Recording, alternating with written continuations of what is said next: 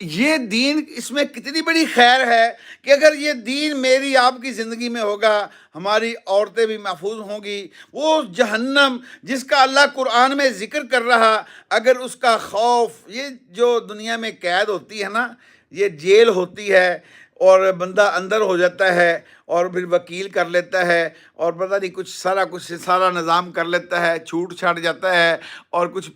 پیسے لگا کر بچ جاتا ہے، یا تھوڑے بہت لتر پڑ جاتے ہیں، چھتر پڑ جاتے ہیں، لیکن وہاں کا جو عذاب ہے وہ ایسا سخت عذاب ہے، عذاب علیم، جس کا ذکر قرآن پاک میں ہے۔ ایسی آگ ہوگی جو انسانوں کے دلوں تک پہنچ جائے گی، وہ آگ ایسی ہوگی جو چمڑی کو جلا دے گی، اور اللہ قرآن میں بیان کرتا ہے کہ ہم اس کی چمڑی کو جلا دیں گے، راکھ بنا دیں گے، اور جب وہ راکھ بن جائے گی پھر ہم اس کے اوپر اور نئی چمڑی چڑھا دیں گے، اپنے حکم سے، اپنی قدرت سے اور چمڑی چڑھا دیں گے، تاکہ یہ عذاب کا مزہ چکھ سکے جو دنیا میں یہ جو ریپ شیپ کر کے آیا ہے، اور دنیا میں لوگوں کی بہنوں کو، بیٹیوں کو، ماؤں کو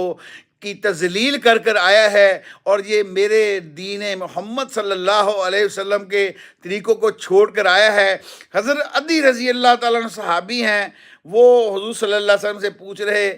تو آپ نے فرمایا کہ اے عدی، تو دیکھے گا میرا جو لایا ہوا دین ہے، جو میرا لایا ہوا، میرے رب نے مجھے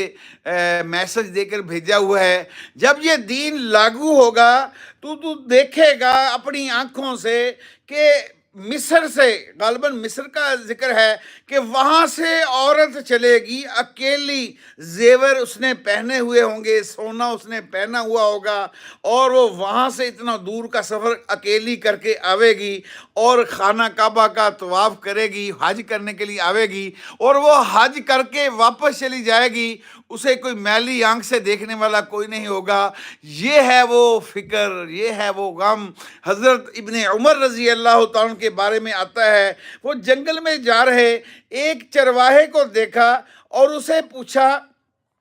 ہمیں بھوک لگی ہے اور یہ